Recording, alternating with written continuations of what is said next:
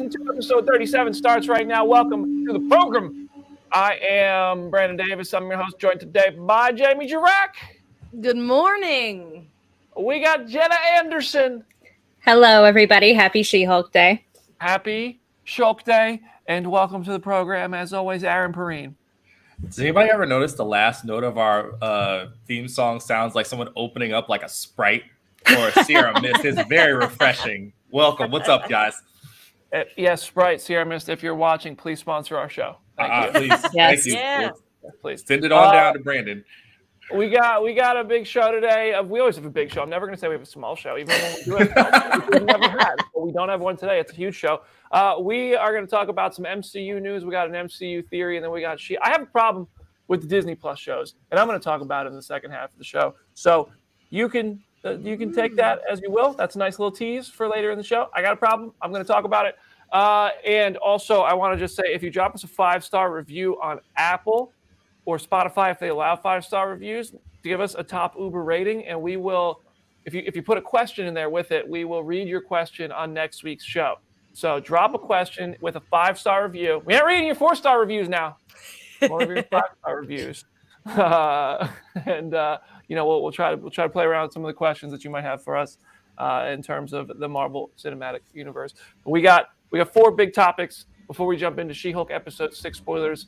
And a trend I want to talk about in Disney Plus shows that I'm not loving. So, Aaron, you want to kick us off with the MCU news? Sure. So, big news yesterday. Fantastic Four has its writers. Marvel Studios has tabbed Jeff Kaplan and Ian Springer with bringing Marvel's first family to the big screen. People, of course, took the news with the kind of maturity and poise that we expect out of the Marvel fandom, right? Their films include Disaster Wedding and Bert and Arnie's Guide to Friendship, and not a whole lot else. So everybody's like, what's the deal with these people who have like 2 projects getting handed the keys to these giant franchises? And who knows? You never know. Like the Russos, we always bring up, they didn't really have that crazy of a track record either, and they're delivering these bangers. So hopefully we can see, hopefully they do a good job along with our friend Matt Shackman. Matt, come back to the show anytime. We'll do it on a Tuesday. What do you guys think of this news about the writers? I think people are like overreacting. This is pretty common. Like you said, the Russos are a great example. Like, some guys who helped write Community are going to take on this action movie. Just have faith. Feige has proved time and time again that he knows what he's doing. I mean, chill out. I just want Fantastic Four to be over. I'm so sick of everything about it. Exactly. I completely agree. I'm at the point where this is the umpteenth person to join the MCU who has a comedy background that people might not be intimately familiar with, who still proves to be great. And it's also like, we know that they are taking this movie super seriously. We know how prominently this is going to factor into Secret Wars and all of that sort of stuff realistically. So it's like, these guys clearly had the best pitch. Otherwise they would not be getting the job. So I don't care how long their IMDb is or isn't. I don't even have an IMDb page. I can't even talk. So it's this thing of like, I trust that they picked them for a good reason. I'm just going to play Mephisto's advocate to the Russo brothers argument.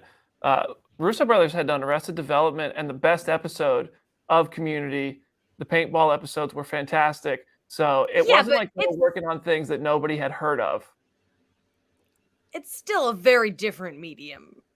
Definitely different. The Russo brothers seemed a little bit, at least if you looked up the Russo brothers back then, you probably were like, oh, I know what that is. Not Bert and Arnie's Guide to Friendship or The Last of the Great Romantics, where you're like, wait, what is that? I watched the trailers for these. They're both, I watched the trailer for Bert and Arnie's Guide to Friendship and The Last of the Great Romantics because I haven't seen these movies. They both have a similar tone where it's kind of like raunchy, cheap, like men's humor type of stuff. And like these, like, I don't know, Bert and Arnie's Guide to Friendship is like a movie where that dude Bert is kind of like an introverted author, and Arnie is like this ladies' man exec who just wants to like get with everyone, and they end up having to become best friends and balance each other out. There's some raunchy humor in it. It looks like, maybe something from 15 years ago. It was in the tone of what was popular in comedy then. So whatever, it was a kind of definitely, you could tell, like a lower budget comedy. And then the last of the Great Romantics, I actually forget what that one was about, but I watched the trailer for that too. But it was a similar tone of like raunchy humor, some clear drama, lower budget. Kumail Nanjiani was in one of them in what seemed like a small role. So obviously these guys are not nobodies. It's stuff that we haven't heard of. And I do believe that, their pitch must have been pretty damn good if they got hired to write what is seemingly the biggest, new property for Marvel Studios, which is Fantastic Four, ahead of Kang Dynasty and Secret Wars. So I'm curious to see what they're going to do. I don't think we can really surmise what the quality or the tone of these films is going to be based on the trailers for the films that I watched. Then again, don't always capture the tone or story of the film. So I don't know, but the trailer's just kind of like, I can't tell from these trailers what is going to apply from these guys' skill set to Fantastic Four. But there's also I'm ready for raunchy Fantastic Four. Raunchy Fantastic Four. Please, seriously. Reed and Sue need to have that energy, or I don't want it. That's the other part of this that slid under the radar in the report, is that they said that now they're shifting focus to casting too. And I'm like, is this a smokescreen? I do not know what to make of. We're going to start casting the actual cast now after the 8 million rumors that have populated our internet for 2 years. I'm like, no, please, no. John Bernthal, no, .gif. I also want to know, like, who is the writer that would have been hired for this that people would have been like, oh, I mean, I'm sure they're out there, but I don't have any in my head that I'm like, that would have got me really excited. I feel like it would have had to have been someone who's already working for Marvel. Like, it would have had to have been like Michael Waldron or Jeff Loveness if he wasn't currently writing Kang Dynasty. Like, it had to have been someone who it's like, oh, they already did a Marvel thing, so I at least can trust them because I have that in the back of my mind. If they came out here and said, like, the people writing Ted Lasso were on it, I might be like, all right, that's cool, though. Jamie, Diablo Cody's Fantastic Four, Jamie. Oh. The dream's alive. Oh, my gosh. Yes! Don't threaten me with a good time. Oh, my God. The whole movie's just about Sue. Surprise. Yes. So Aaron just call Feige right now. That's the idea. Yeah. Well, everybody in the comments, go ahead, weigh in. What do you think of these guys? Jeff Kaplan and wait, what was the other guy's name? Oh man, that's not a good sign. It's Ian Springer. We're gonna know it soon. Hopefully, they're on this show in a couple of years. Let's hope so. I'm sure. I don't really think we can take anything away from this yet. I don't think this tells us much about the film. No. I'm just playing Mephisto's advocate here, trying to have a little debate on Phase Zero. Why not?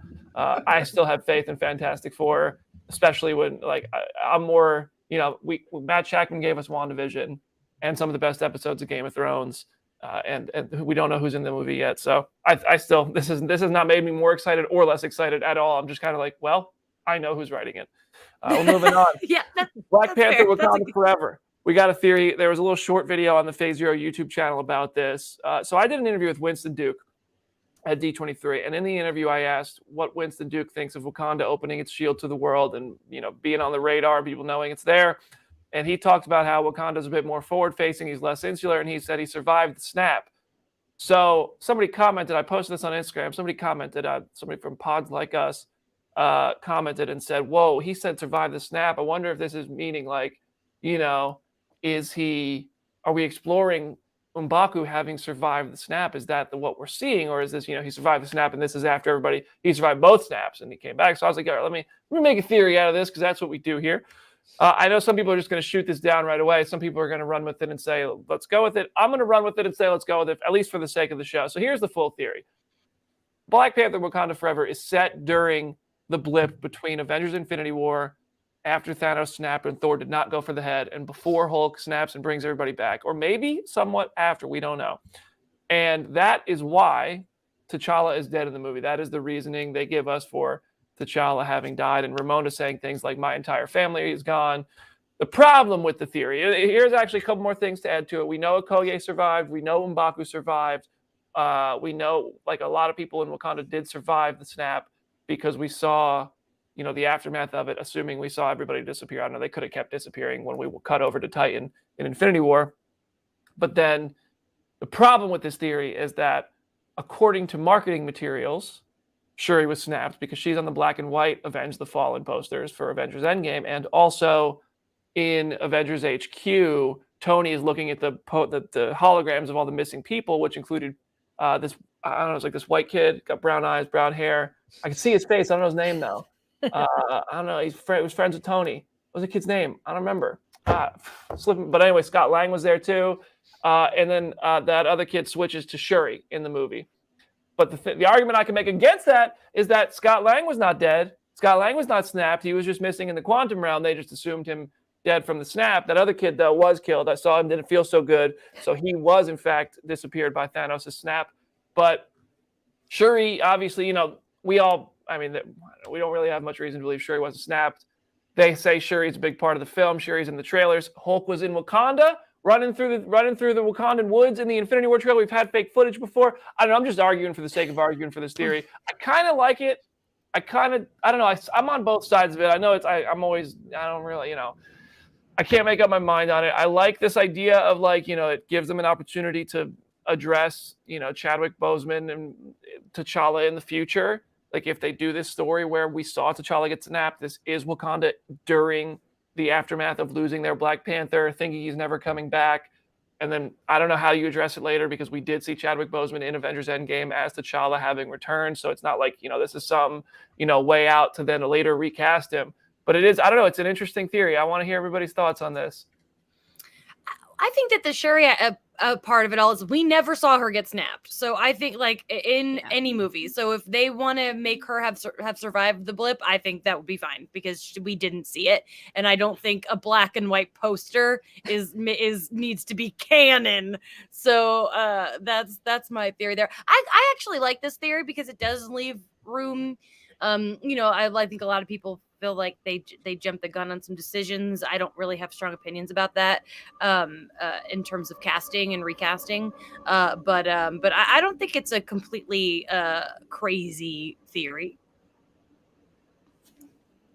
Jenna, Aaron, what do you guys think? I'll let Aaron go first. I think it lines up with some of the other seeds from Phase 4 because isn't the whole point of Falcon Winter Soldier that the world got thrown into chaos by all these people being gone and then being back, and that means that Wakanda would be in a weird position like everybody else, and there would be a reason for people to be scrambling for resources in this way to go get money to feed the, let's say, a weird island nation of underwater people with wings on their feet. It makes a little bit of sense.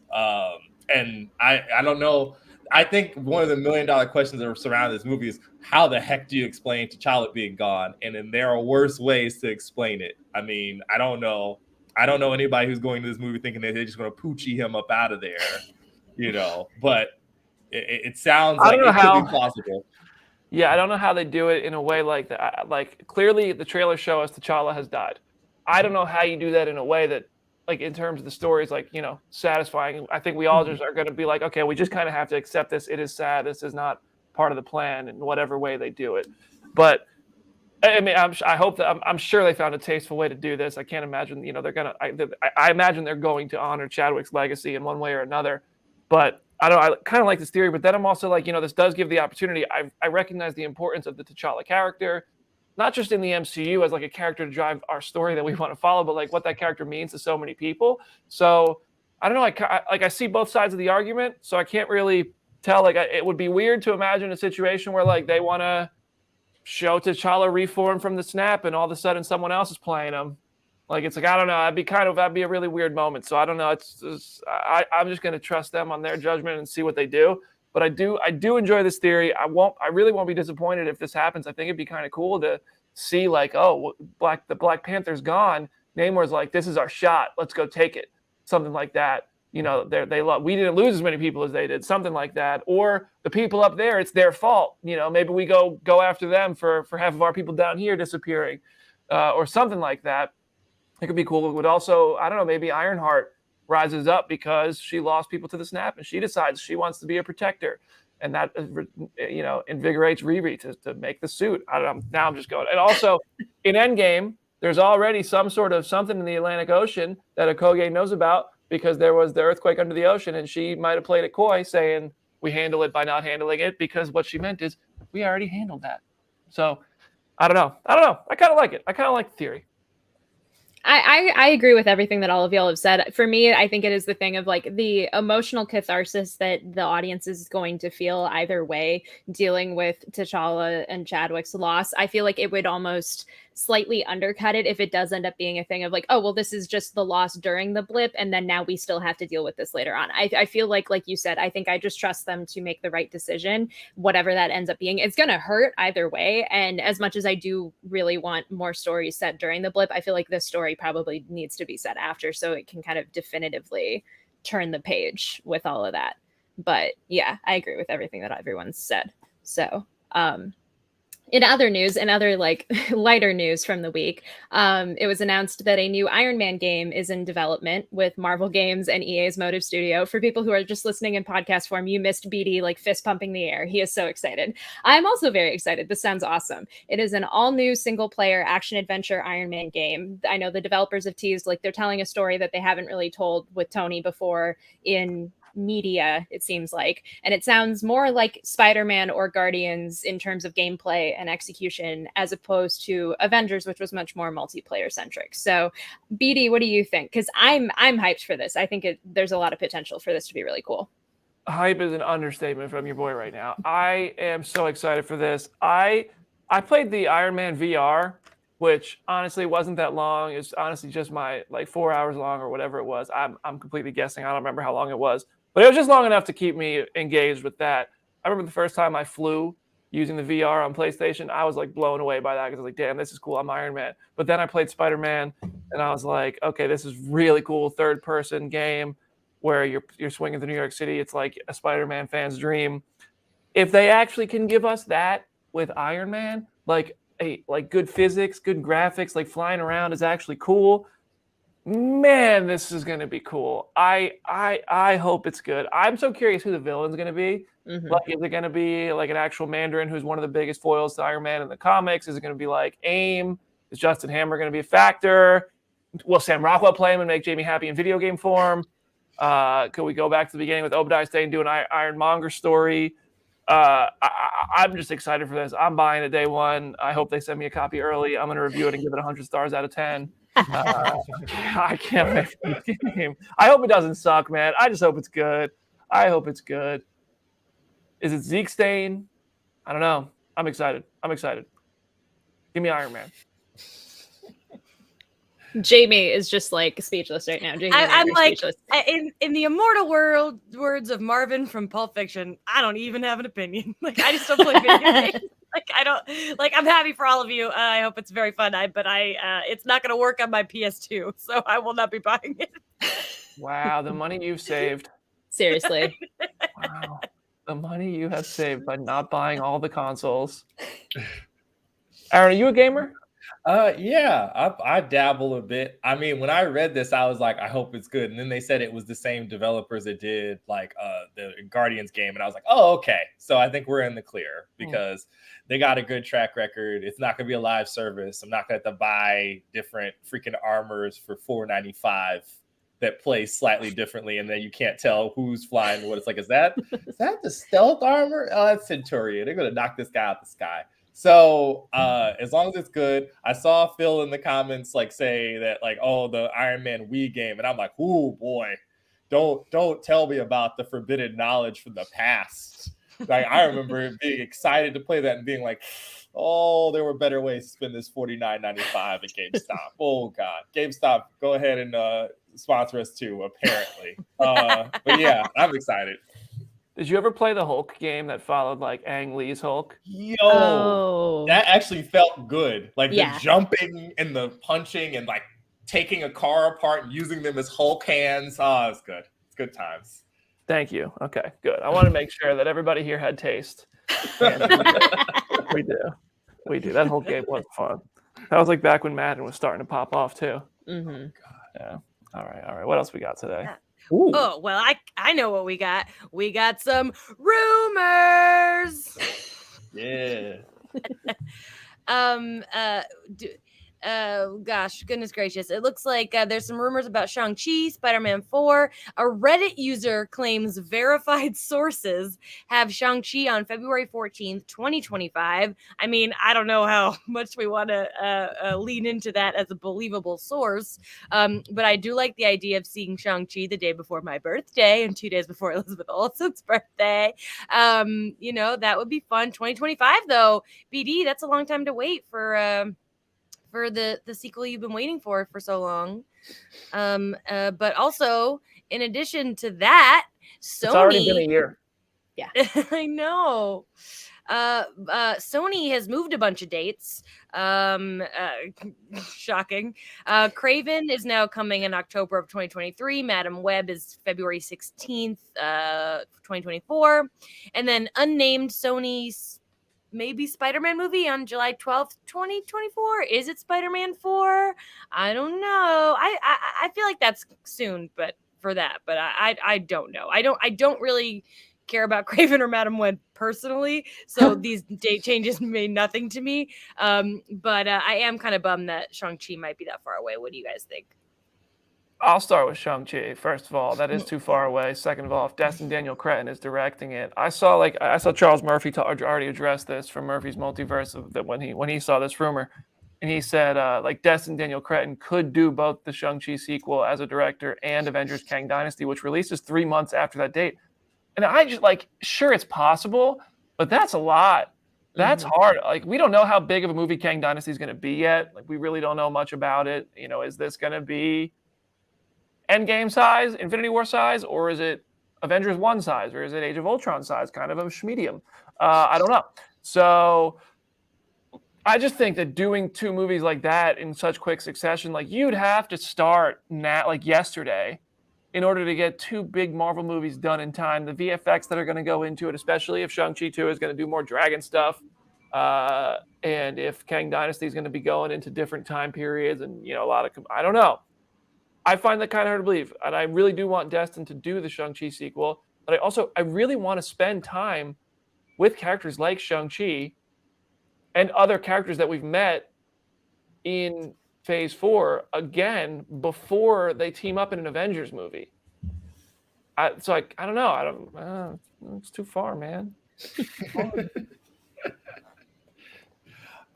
Jenna, what do you think about it being this far away? At this point, I expected it, if not even longer of a wait. It's a bummer that we would have to wait that long, because I agree with everything BD said. I think Destin directing the sequel would be great. I also feel like if he doesn't end up directing it, he will probably have a hand in choosing whoever does direct it. So at least we could kind of know it's in good hands. I also find the Sony moving dates very funny to me, because I had thought kind of recently, I was like, oh yeah, Craven was supposed to come out in January of next year. And we've seen absolutely nothing, which is not entirely off brand for Sony to wait that long to drop a first look at the movie. But it was also this thing of there's no way that this would really realistically come out in January of next year. So those dates aren't that surprising to me. I'm still just the fact that we're in this Sony phase of Craven and Madam Web and El Muerto is still the weirdest thing to me. Oh, maybe that's El Muerto. So it apparently is still January of 2024. That's the one that didn't move. Yeah, that is the one that is it has staked its claim, apparently. I don't know how. But yeah, I'm weirdly excited for Madam Web. I feel like it has the potential to be absolutely wild. So I hate that I now have to wait over a year to get to that. But everything else, I'm okay. I don't even think these movies are real. Yeah. It's October 6, 2023 today. It's 2029 tomorrow. I don't know. Is Craven real? Is Madam Web real? They're a fever dream. The Spider-Man date, July 12th, 2024. If they're gonna do a Spider-Man movie before these Avengers movies, that would have to be where it is, right? Mm-hmm. If we want to check in with Spider-Man, I feel like Spider-Man just showing up in an Avengers movie would be weird, but Spider-Man not showing up in an Avengers movie would be weirder. So I kind of July is where Homecoming came out. July is where Far From Home came out. If you're here in the U.S., Layla, I know you got it a couple days early in June, whatever. And July is where Spider-Man 3 No Way Home, before it was called No Way Home, was supposed to release before the end of the world, and we were living in a panoramic. So I think that could be Spider-Man 4, but it is kind of ambitious considering John Watts is out doing Skeleton Crew. Tom Holland is doing everything but acting right now. Good for him. I hope he's enjoying his time off. So I don't know. But I think that makes sense, that date, but they'd have to get started. Yeah. Isn't there some sort of like business thing where Sony has to make a Spider-Man movie within a certain amount of years or the rights revert back? So I feel like the clock is ticking on that too. You got the Sonic the Hedgehog drowning music going with that because they're like, oh God, we got to make another Spider-Man movie quick. Get one of them, any one of the three in a suit now. Like so you can keep the rights going. So I feel like that's a lock. I would be sad if we didn't see Shang-Chi, but I feel like we're gonna see him in something else before that. Like he's got to pop up in something. Well, and like to BD's point, I didn't even really think about it. Of like, you can't not have the black suit moment from Secret Wars with Tom Holland's Peter. Like, I feel like you have to get to that at some point. So I hope we at least get one more movie or at least another appearance in something before we get to that point in Secret Wars, because then that would actually make it kind of meaningful. Because nobody knows who this kid is anymore, so that would kind of underplay the entire moment too. So I know Spider-Man. I'm just hoping one day to find out who is Spider-Man. But all right, I'm done. The joke is dead. I know. I'm single-handedly responsible for murdering the joke. But yeah, that's really the big thing for me is I want to spend more time with these characters, and I also want to see some of these characters like get an idea of what their interactions will be like when they cross over, things to anticipate. I just have trouble imagining something that's going to pay off as well as Tony and Steve. Like that was such a great dynamic. Thor with them, Natasha with that. Like I don't know, Shang-Chi with Spider-Man would be awesome. I just want to get there one way or another. And maybe that is in an Avengers movie. I don't know. But yeah, July 12th, 2024. Could it be Spider-Man? Hopefully. Maybe it's a Miles Morales movie. Who knows? All right. We're going to take a 1-minute break. During the break, I encourage everybody to drop a comment to tell us what movie you think Sony's going to drop on July 12th, 2024. And hit the thumbs up button. There's over 100 people watching on YouTube right now. Are you all subscribed and thumbs upping our video? If not, we love you anyway. But we'd love you more if you did. See you in a minute.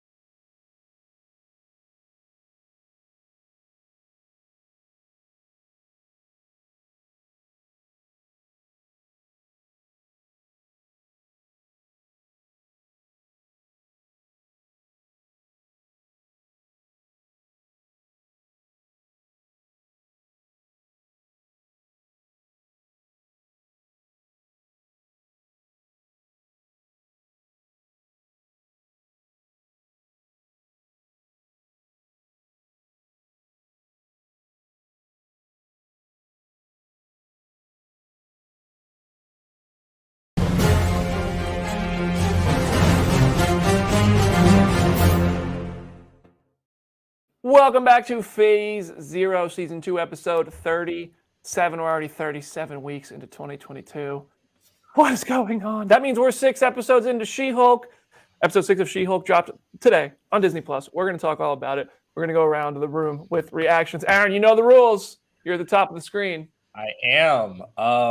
Unrelated wedding episode. Hooray! That sets up things. It's like, oh man, all my media consumption has trained me for exactly this moment. It was very fun. Like I know that there are certain sections of the fan base that are a little bit upset that a certain good lawyer has not shown up yet. But if you put that aside for just a second, you get a very nice legal drama / slice of life comedy that actually moves her arc forward, because this is a show about She-Hulk, not about Daredevil. God bless. And also, I mean, just the hilarity of like, I don't know, like all of this stuff.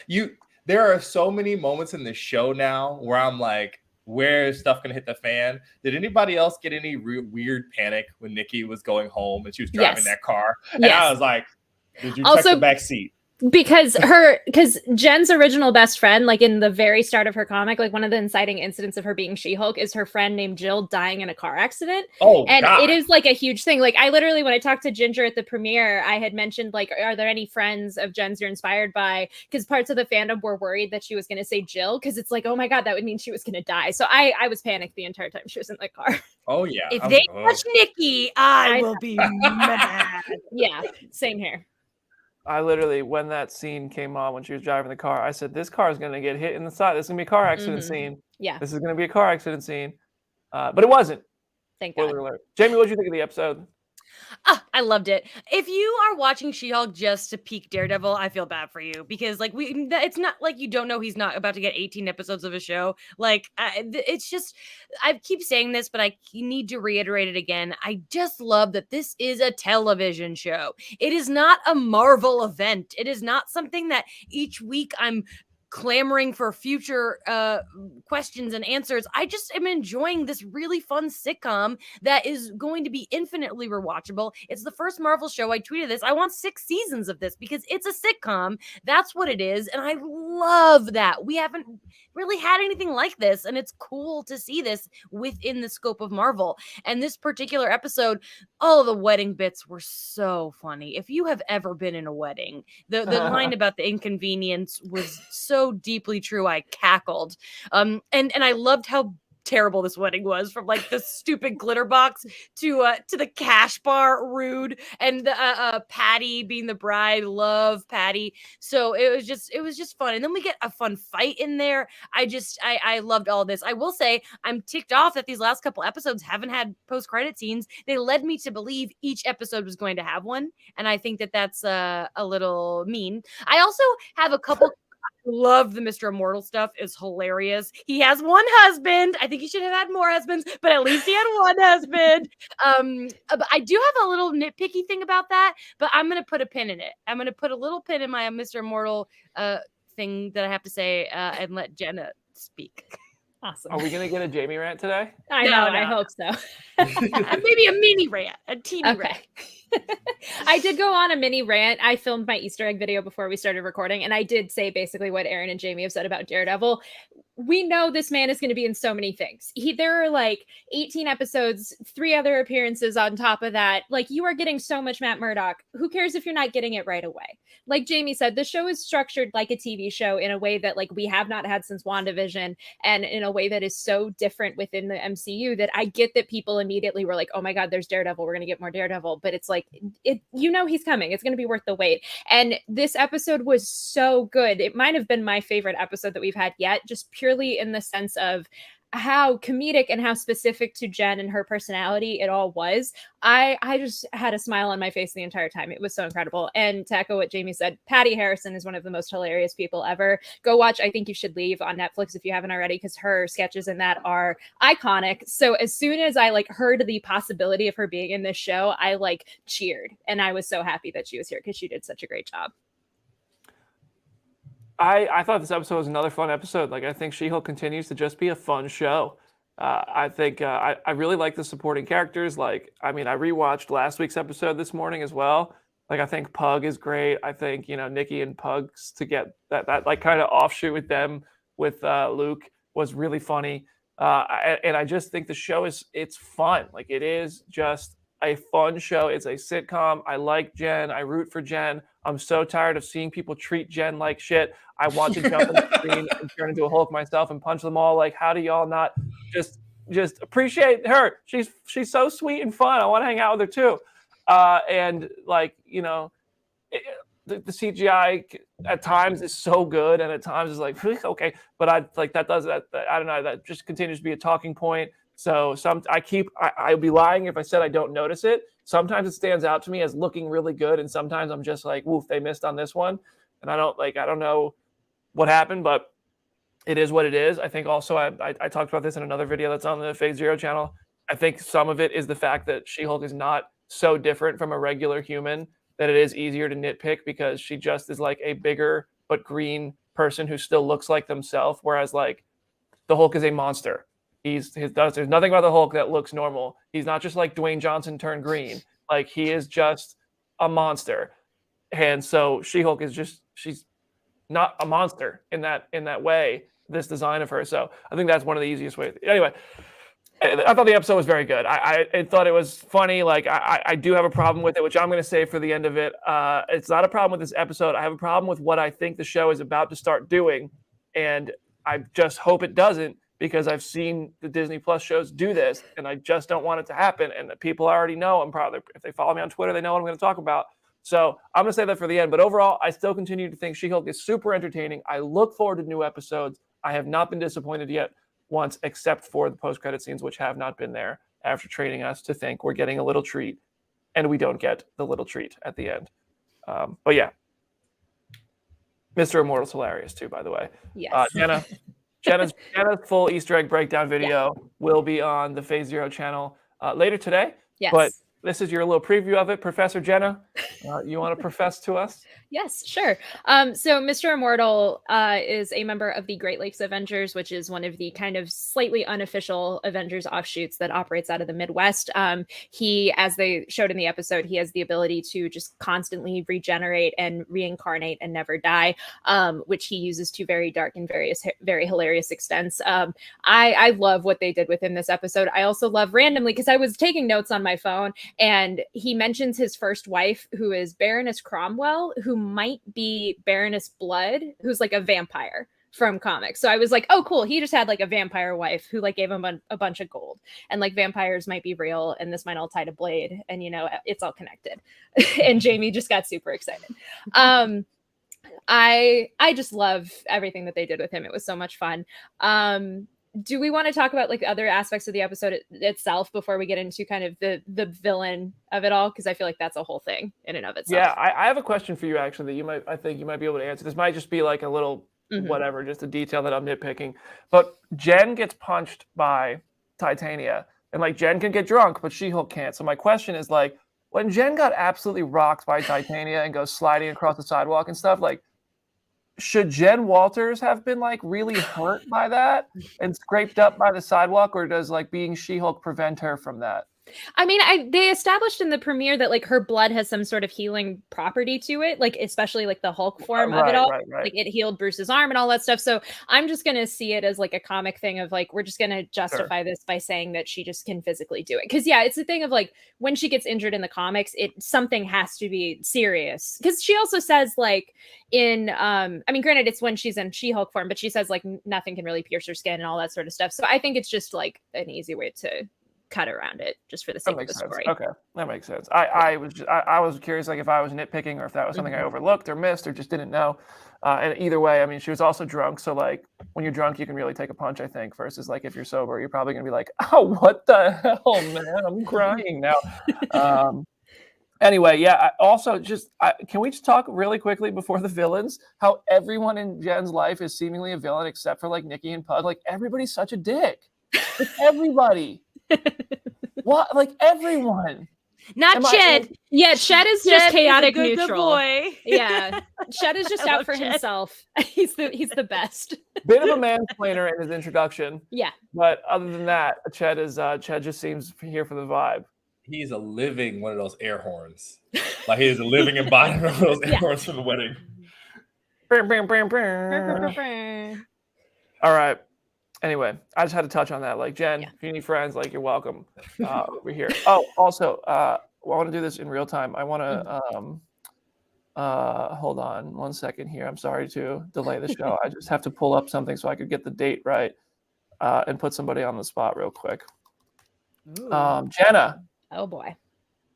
Oh, wait a second. Where is it? Oh no. He's back into the mainframe. Friday, October 14th, would you like to interview Tatiana Maslany about She-Hulk? Absolutely. Finally, it happened. I finally get to talk to her. The last time I talked to her, they literally had in big letters, do not mention She-Hulk at all. So yeah, this time it's all about She-Hulk. Awesome. And it's after the finale, so you can talk about all of it. Awesome. Ooh. Okay. Very cool. My anxiety just went on a roller coaster as we were trying to figure it out. Yeah, that's like bottomed out. Just the pit in my stomach. Just had so much fun just there. But yeah, awesome. Yeah, that's exciting. Awesome. Cool. Awesome. All right. So Jenna by Tatiana coming to Phase Zero. after the finale, make sure you're subscribed to the channel because there's going to be two best friends that we ever did see right here on the channel. All right, let's keep moving. The intelligentsia.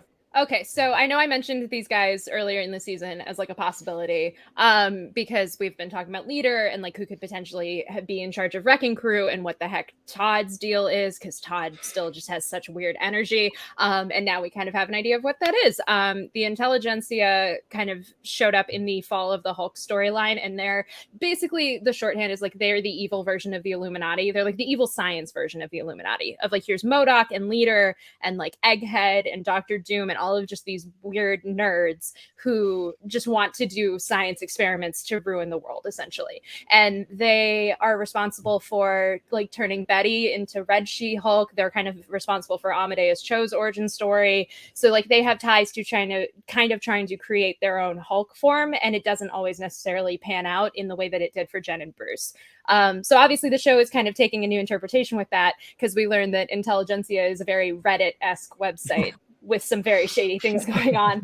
I love that interpretation. I think that is perfect. I am already like dreading the discourse of the people who don't get the joke and that the joke is being made at their expense. But this is just such a delightful way to like reinterpret the group that I'm so excited. Yeah. What do y'all think about that twist at the end of the episode? Who's running intelligentsia, you think? Todd. I would be shocked if Todd is not the Hulk King, like that little username that popped up that was like talking to the scientist at the end of the episode, because he feels shady, and we've spent way too much time focusing on him for him to not somehow be on that message board. So is that scientist going to end up being the leader when we see his big old head in the final shot of this season of She-Hulk? That would be really cool. I would not be surprised. All right, maybe Tim Blake Nelson makes an appearance. I'd be surprised though. That'd be a weird thing, because they introduced Tim Blake Nelson as part of the Captain America: New World Order cast, and that's the sort of thing they usually keep a secret, like if it's just about to debut on Disney Plus. But whatever. My only guess for why they would have done that is that they're thought like people aren't going to remember who he is. Mm-hmm. So we should remind them at D23, which is sad, because Tim Blake Nelson is a true treasure of a human being and actor, and should be memorable. But that's my only guess as to why they would do that if he's going to show up on She-Hulk. Remember, was it Comic-Con 2019 when they were like, oh yeah, by the way, the villain of Ant-Man Quantumania is definitely Jonathan Majors as Kang the Conqueror, and then he strode up in Loki as we all were like, are they really going to have Kang pop up? And then he just came down that elevator, so I'm kind of expecting it at this point. Mm-hmm. Yeah, that's a good point. Yeah. Okay, so this leads me into the beef I have with the Marvel Disney Plus shows, and I'm just listen. You could argue against this. I could even poke holes in this, but for the sake of how I'm feeling right now, and the argument, I'm taking a firm stance here. I'm getting tired of the Disney Plus shows teasing a villain that is mysterious and unknown and not revealing themselves until the end of the show. And I'm starting to feel like maybe they're really writing these shows for the sake of the speculation online and hoping it drives a conversation for more people to come watch it and wait for a reveal at the end. It worked in WandaVision, and it worked for me in Loki. A lot of people didn't like it. I loved Loki, and I loved the He Who Remains reveal as Jonathan Majors, Kang the Conqueror variant in Loki. Ralph Bohner did not work in Loki. That was a mystery that we were waiting for payoff and did not get. Agatha Harkness, Ralph Bohner did not work in WandaVision. Agatha Harkness being responsible for it, like, yes, she was there the whole time. It was a good twist. I enjoyed it in WandaVision. Falcon and Winter Soldier, I don't know if Falcon and Winter Soldier really did this. It did it with Sharon Carter, like being the power broker, and then ultimately didn't have her really be involved at all in it. And it also, like John Walker kind of became the villain throughout. And that was fun. I enjoyed that. I liked seeing John Walker spiral throughout. And I thought that was a really interesting story thread throughout that show. What If did it with Infinity Ultron out of nowhere. Here's Infinity Ultron. Why? Okay, I don't know. Whatever.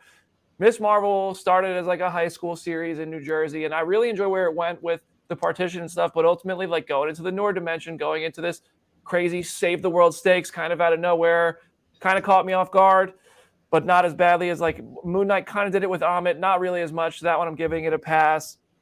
But Kingpin did not really need to have Hawkeye, or Kingpin did not really need to be in Hawkeye or be this mysterious villain that shows up at the end. As much as I love Kingpin, I felt like that kind of changed where the direction of that show is going right at the end.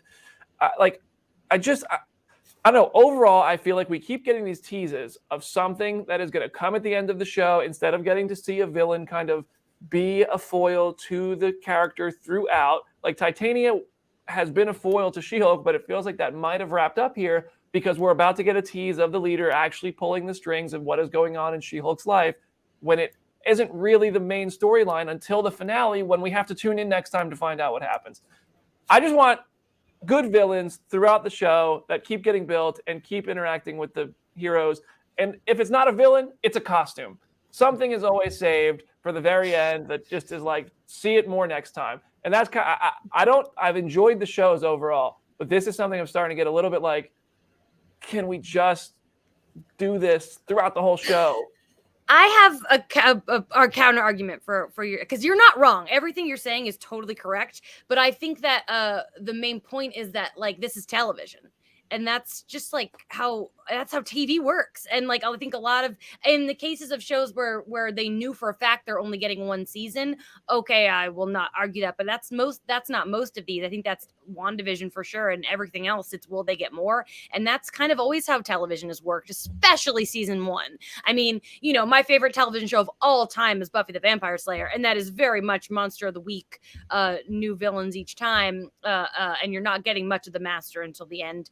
And I don't know. I really think that it's because we are used to the Marvel movies, which are structurally just a different medium. But I do also understand your grievance because it's not something that we're used to, and it doesn't always stick the landing with the way that they do it. But I do think a lot of it has to be about season 1 TV.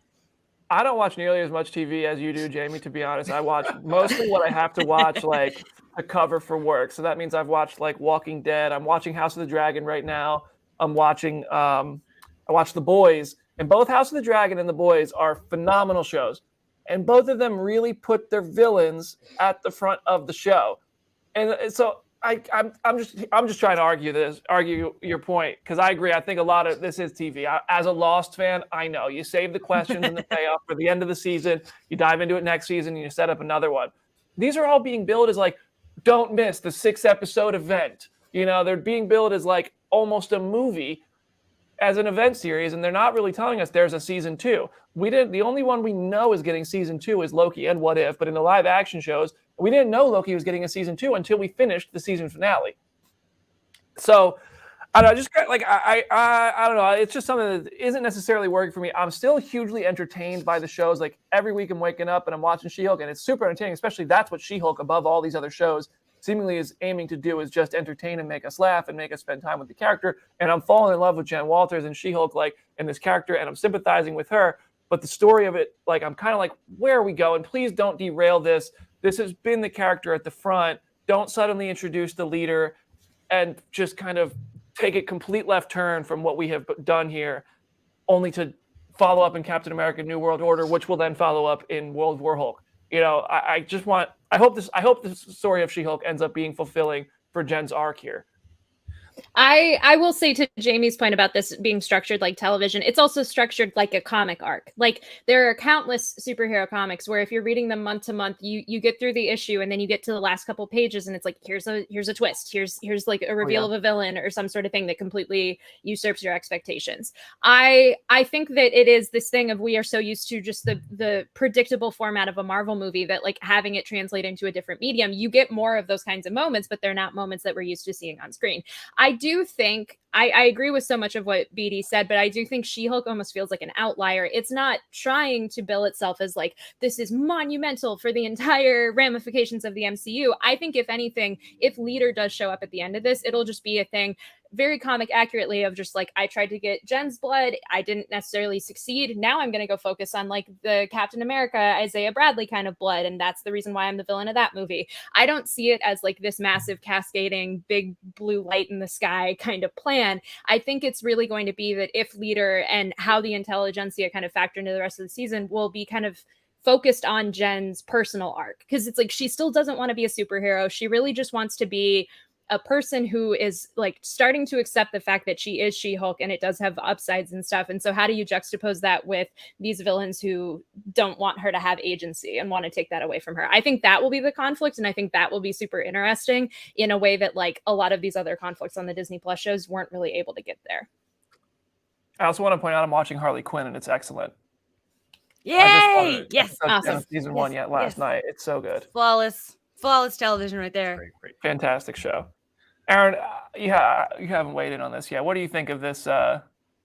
I wonder if it's a collection of a bunch of things because, as people joke around about, I always try to zoom out on these things. And I think that part of it is that these are mostly debuts for these characters, right? So we're always like, for a lot of them, we're getting origin stories. And if there's an origin story, they don't have a villain off the rip. So you kind of have to build it up for like a repeat appearance. And I feel like that could be part of it as well. Also, I think there is a thing where me and Spencer Perry's favorite, like in-joke goofiness to do with each other is like, can't wait to go through the Disney Plus show so they can get their costume for the next movie. And that's how a lot of these have functioned so far, in real talk. And I'm like, you can't really disagree with that. It does feel like sort of like marketing arm stuff sometimes. But I would say that I have liked some of the stuff with building up the characters and everything. I will say the one of these that did feel like is in Hawkeye. D'Onofrio could have easily been in it 3 episodes before where he was. The slow playing it and trying to like tease everybody seemed kind of ridiculous at a certain point once we got to the end, because I was like, I don't know how, or I guess narratively it does make sense for them not to know that that's what's going on in the beginning, but like also us at home, the second you saw the hand on her shoulder and his suit, you knew it was him. So what are we doing? Like, God bless what's my dude say from Watchmen, Jenna? What's his name? The guy that made the show? Damon Lindelof? Yeah. Yeah. He's like, you can't outsmart the internet, so don't try, is what he did going into that series. And I really vibe with that because Reddit and Twitter and whatever will figure out whatever it is in episode 3. Like, well, that's what I'm saying. That's like I feel like they're not even trying to outsmart the internet. I kind of feel like they're trying to feed into like the internet figuring it out to drive the conversation, because we all get so excited when there's a new character or an old character like Kingpin, who we all love to see so much, and then they're hoping everybody else catches that fire, spreads everywhere else, and more people start watching. And like in Loki, I loved it. I loved having Kang the Conqueror show up. I loved Loki all the way through. I think Kate Herron did a wonderful job directing Loki. Tom Hiddleston and Sylvie, and I loved Loki, and I thought that was a great payoff. And in WandaVision, I thought the Agatha twist was great. And the Scarlet Witch costume at the end of it was really cool. We all kind of predicted, well, she's not really going to get the Scarlet Witch costume till the end, and she did. And it was cool. But then, like, in Hawkeye, I think, as you just said, it was like the most it has felt like, wait, why do we need this guy here? And I felt that way throughout. Like, each of these shows has taken a sharp left turn in one way or another. Twice, it has really worked for me. Most times, it has made me feel like I've gone somewhere else completely and lost track of the plot a little bit. I really did not. Maybe it's because I have no connection to really Daredevil, but I liked the Kingpin reveal because I think he's going to be such a bigger part of Echo, and it was him showing up was less about the Hawkeye story and more about the future of Echo. And I didn't mind the way that they teased into him, and maybe it's because I wasn't like, I need D'Onofrio in my eyeballs, so maybe it was like why I didn't mind that pacing at all. I also just like Hawkeye to me is truly flawless. I can't help but love it. So so that one, like as the example of the one that didn't work for you at all, it totally worked for me. Like no part of me was like felt if it didn't work. So I don't know, but maybe it could just be because of my neutral feelings about the Daredevil characters. Yeah, that's totally fair. Also, I want to point out, like, I see a lot of people in like the replies to tweets on Phase Zero and stuff will say they love She-Hulk or they don't love She-Hulk. I just want to say to all the people who don't engage with people who tell you your opinion is wrong, like, props to you. Like, your opinion is right. Jamie, I got respect for you. You loved Hawkeye. Great. I liked Hawkeye too. I didn't love that twist of saving Kingpin for the end. I think he should have been there earlier. I don't think you're wrong. It's an opinion, people. And at Phase Zero, we're welcoming them. Please don't be mean to each other in the comments if you agree or disagree. Whatever. Just you can have a conversation without being a dick. So thank you to all the This isn't end of the world stuff, guys. Yeah, exactly. Also, I love that Aaron's just vibing while the two of you are having this conversation. Little argument, little gentle disagreement. I do also I go back to the movies. I think, you can talk about the Marvel formula, and I love Phase 1, and I love a lot of Phase, like almost all of Phase 2. One thing you'll notice about, if you watch most of the movies, I'm pretty sure this is true of every Phase 1 movie and most Phase 2 movies. I could be wrong. But most Marvel movies from Phase 1 and 2 start with a scene that has nothing to do with the hero. It is the villain being born, basically. They all start with some kind of tease of a villain, right? And then you get credits, and then you start with the hero. Maybe I'm overstating how often that happened, but I feel like that was pretty common. You see a tease of the villain, and then jump over to the feel-good stuff with the hero, but it's set like a tension naturally throughout. And I haven't felt that tension, I think, in a lot of the Disney Plus shows because they haven't threaded it through that way. And that seems like just such an easy way to do it. Here's a tease, a completely out of place thing. Somebody's coming. Here's a bad guy, and here's a good guy. And that was Phase 1 and Phase 2 for a lot of it. And in this, I don't really feel as much tension on the Disney Plus shows. That said, listen, everybody sees my tweets every week. I'm entertained by the Disney Plus shows. I'm enjoying them. I'm still watching them. I understand the people's frustration who are saying I'm dropping out. It's becoming I feel like I have to watch them. I get it. I'm still enjoying them. I'm not nearly at that point yet, but I do want to feel a bit more, I guess, cohesiveness and a through line, and instead of kind of turns. Mm-hmm. I will say though, to your point about like the introducing the villain right away and She-Hulk and all of that, like the Titania dynamic is completely different. Like it is not a traditional kind of like big bad adversarial sort of relationship. I remember when the show was first announced, thinking in the back of my head, like, what tragic backstory are they going to give Titania that's going to justify her now wanting comeuppance on Jen? But it's like that's not comic accurate at all. They just have beef with each other. Like Jen just made fun of her nickname while they were fighting in Secret Wars, and now they just, anytime they see each other, they just fight and make a mess. And then like in the most recent She-Hulk run, they recognize that they do that, and they literally form a fight club so they can like put aside their differences and just beef and just have a fight. Yeah. So it's like, the fact that they're harnessing that on the show of like, we're going to have Titania randomly show up at the end of the premiere, fight her for like 10 seconds, and then by episode 4 and episode 5 we're really going to bake in like the animosity that they have. That is kind of the example of how to do that Phase 1 trope, but do it in a way that like does feel comic accurate. So it doesn't have to be it doesn't have to be save the world stakes. It could just be like me versus you. Let's duke it out. Yep. And we got to wrap up. We're over on time here. Before we do, I want Jamie to get a chance to speak on if she wants to go back to it. Yes. It's such lower stakes compared to everything we just talked about. It's such a dumb thing to end on. I just feel like Mr. Immortal, he's got all these spouses like over all these years. Why would they were all like the same age? And I'm like, he was married to one for 18 years. I thought the same thing. I just feel like casting wise, if this man has been alive for forever, there should have been like a really old man, and like maybe like a in their 20s, like somebody like I was confused of the timeline because I believe he's been married 1,000 times, but I just wish that the casting had been a little more age diverse. And again, I say, why only one man? I can't get over that. Like I'm happy there's one. I want my cake and eat it too. Give him an inch, take a mile. That's the Jamie Jirak way. But yeah, I loved all that stuff so much. I love Nikki wrapping it all together. But I do think it's weird that all of the spouses were like around the same age, and that's a weird that doesn't matter. It's what a dumb little thing. I should have just brought it up earlier.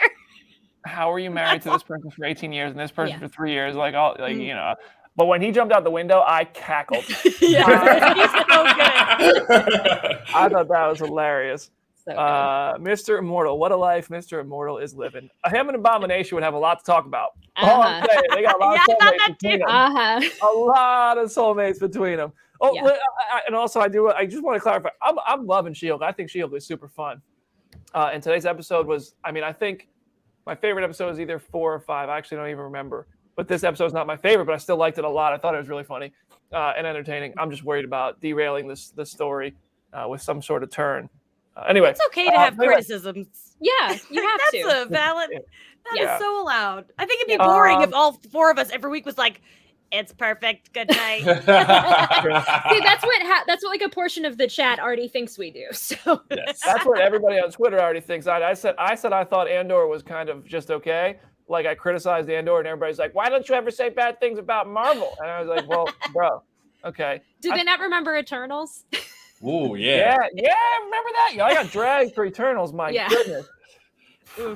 Also, I would like to say real quick that I saw people in the chat being like, Andor's better than She-Hulk. That is apples and oranges. You cannot compare those two shows. That's nonsense. Yeah, I had somebody on Twitter comparing House of the Dragon and She-Hulk, and I'm like, how are they? No. Like, what do they have in common? They were filmed on cameras. But yeah, no. Are you watching Andor? Anybody watch those three episodes of Andor yet? I have not yet because I've been busy. Like the screener email came in and I was like, I don't have time to watch these episodes before the thing expires. But I'm excited this weekend to dive into it. Jamie, you liked it? Yeah. I talked about Andor and Agents of Fandom on the new episode. So if you want to hear all my thoughts on Andor, that's I'm also loving House of the Dragon. Great stuff. I'm loving Harley Quinn. Thank you for putting me on that. Yeah. All right, Jamie, you're on the big screen. Any last words for today's show? Just we can come back to you. Yeah. Great. Jenna? Perfect. Absolutely perfect. Follow me on Twitter at Hey It's Jenna Lynn. Go read some comics. Go read some She-Hulk comics. Again, if you're loving the show, there are so many different eras of She-Hulk for you to dive into. And yeah, stay tuned to the Phase Zero YouTube channel because my Easter egg video will be posting very soon. It is literally exporting as we've been having this conversation. So Yeah.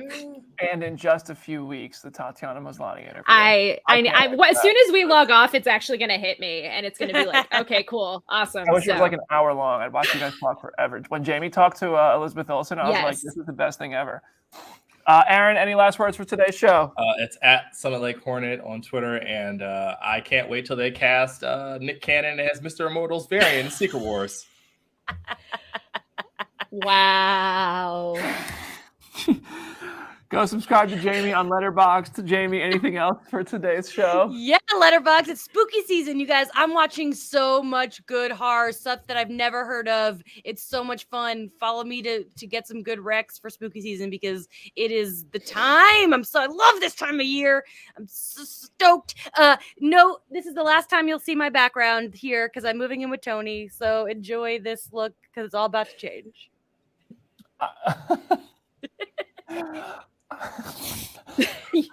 All right, that's our show, everybody. Thank you so much for joining the show. Please leave those 5-star reviews on Apple and Spotify. We're going to go in, read your questions. If you drop them in with a 5-star review and send us all the way up the charts to the top of so we could take over the world. Hit me up at Brandon Davis, BD, if you have something nice to say. If you don't, just leave me alone. Thank you all for hanging out with us on Phase Zero. We'll see you. I won't be here next week, but everybody else will. So, Jenna, it's in good hands. I think Jenna's going to produce next week's show. Awesome. They will see you there, and somebody will be in my place. Hopefully, it's not Jim. See ya.